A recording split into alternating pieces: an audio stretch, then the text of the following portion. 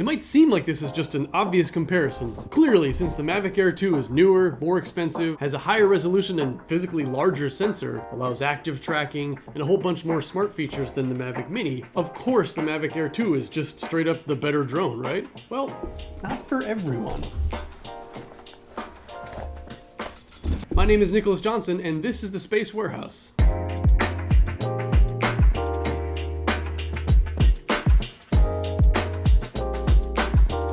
As of 2019, in America at least, any drone that's over the weight of 249 grams, a number that's conveniently printed right on the side of the Mavic Mini, falls under a whole new set of rules and laws from the FAA. Starting with the fact that before you even turn the thing on, you have to register your drone with the government.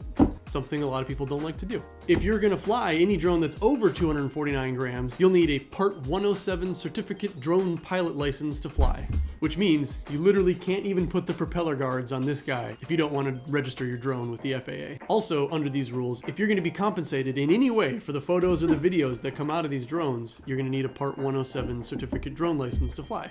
If your drone is 249 grams or less, you don't need to register it with the government. You don't need this license to fly it. You do need to follow a specific set of rules set forth by the FAA, which actually I just saw an article this morning where they're changing a couple of them. Specifically the can't fly over a crowd of people with your drone rule, because I think the Border Control wants to use drones to fly over crowds of people. But in general, those rules include: do not fly over crowds of people, might be changing. Do not fly within controlled airspace. That means different things for different airports, but generally within about a 5-mile radius around an airport, just don't go there. If you do need to go there, if you do want to go there, or if you have a license, maybe you're doing real estate and it is within 5 miles of an airport, you have to call the airport and just get permission from the air traffic controller.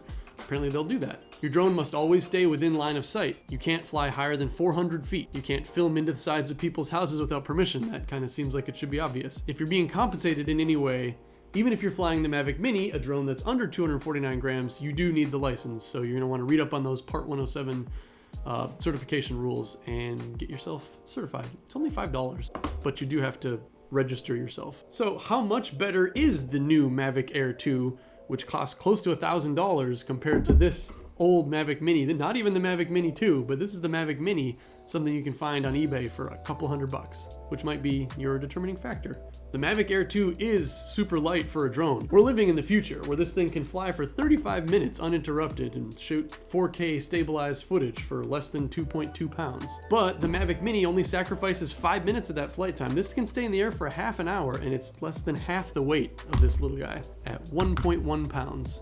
Not to mention, you can literally fit this in your pocket, and it weighs about as much as your cell phone. So if you're going on epic mountain hiking adventures that are multi-days long and saving every pound of weight is a selling point, or being able to pack tiny things, you might want to go with the Mini. Next, I went out to the University of Central Florida to set up a bunch of shots with both of these drones so we can really compare the footage. This video is in 4K, which would be helpful if you really want to see the true comparison. The gear down there somewhere, you can switch the resolution. The Mavic Air II does shoot at 4K, where the Mini shoots at 2.7K, both higher than regular HD. And in reality, most people are still watching online videos at 1080. So although the 4K footage will super sample down to a little bit cleaner 1080 picture, not that much cleaner than 2.7K, that's still really high resolution. If you ask me, the real benefit of 4K is in post when you're editing, so that you can punch in to reframe your video or get a close-up or do some creative transitions. For shooting stills, the Mavic Air II not only has a much higher resolution, but also a physically larger sensor as well, which comes in super handy in low light.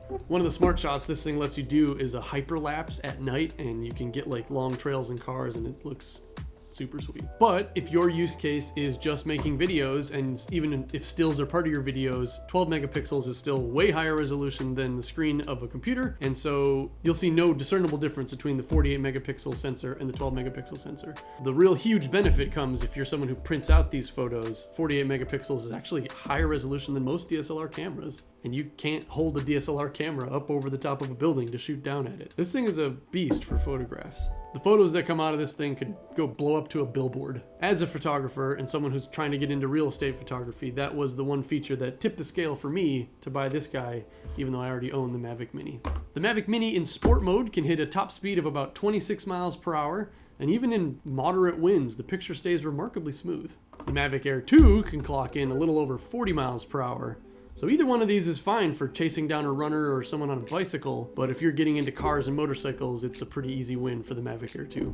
Dude, just click like on this video. Both drones offer smart shot features. The Mavic Air II does have a few more, including active tracking and this crazy 8K hyperlapse mode. Sidebar, I'm doing a whole video on the hyperlapse feature, so make sure you're subscribed so you can see that when I'm done with it in a couple of days. I'm not actually sure if I could tell which drone took which orbit shot of this water tower if I wasn't the one editing this video.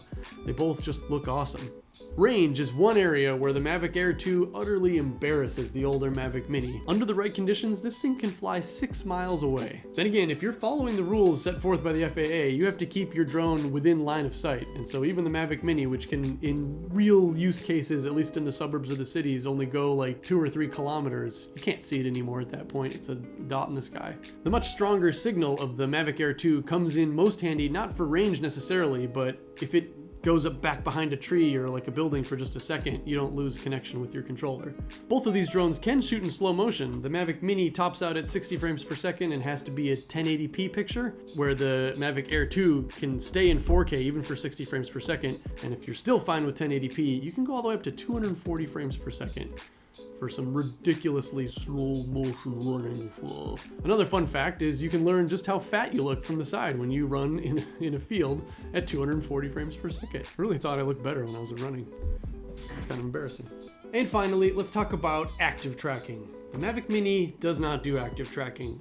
Man, if it could. And we know it's built into the hardware and the software of this machine. Fun little pro tip, if you do one of those like flyaway shots or the flyaway spirally shots, set it to C mode, so it goes really super slow, cinematic mode, I think it's called, and then hit start and immediately start running away from the thing. It's gonna track you. It's gonna follow you. It's gonna track you. So it actually has the tracking in it, but they don't. If this had active tracking, I guess there would literally be no reason to buy a bigger, better drone. So I guess they disable it, which is sad. Now the Mavic Air II, the tracking is amazing. The tracking is magical. It just will not lose track of you. There's a bunch of different ways you can do it. You can have it track beside you, like strafing beside you as you go. You can have it follow the same path that you go. So as you make turns, it'll make those same turns behind you. It has obstacle avoidance on the front and the back. It does not have it on the side, which is very important to know. If you have it following sideways, you could easily hit a light pole or tree or person or anything. But as long as you learn that and you're using it with a great awareness of your surroundings, the tracking on this thing is just extraordinary. It is magical. It deserves to have a video of its own. It's magical. It works almost every single time. It follows you. If it loses you and then you just go back in front of it, it'll pick you back up again. I am so impressed with this. I've never flown one of the pro super expensive ones, but I don't know how they would improve on it. This thing is really good. And I'm gonna leave it there for now. I will make more drone videos because there's just so much in this thing. Like each feature I feel like could be its own little short 5-minute video that shows you how to use it and shows you how cool it is. And so I'm gonna make a bunch of those going forward. Make sure you're subscribed so you don't miss them. My name is Nicholas Johnson, and I think I'm gonna go get some barbecue with my wife.